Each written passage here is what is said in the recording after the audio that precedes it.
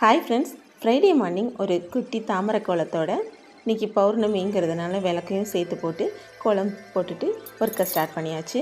School breakfast and லஞ்சுக்கு நான் தயிர் சாதமே பண்ணி கொடுத்துட்டேன். நல்லா க்ரீமியான தயிர் சாதம், தொட்டுக்க நல்லா மாங்காய் ஊறுகாய், வாழைக்காய் ரோஸ்ட், இதுதான் ஸ்கூலுக்கு கொடுத்து விட்டேன். அதுக்கடுத்து எங்களுக்கு வீட்டில் லஞ்ச் என்ன பண்ணியிருக்கேன்னு பார்த்துலாங்களா. சூடான சாதம், நல்லா சுட சுட ஆவி பறக்க சாதம் மத்தியானம் லஞ்சுக்கு. நல்லா சாம்பார், வடை, நல்லா மொறுன்னு கிறிஸ்பாக வீட்டில் உளுந்த வடை செஞ்சு அதை சாம்பார் ஊற்றி சாஃப்டாக ஊற வச்சு சாப்பிட்டாச்சு.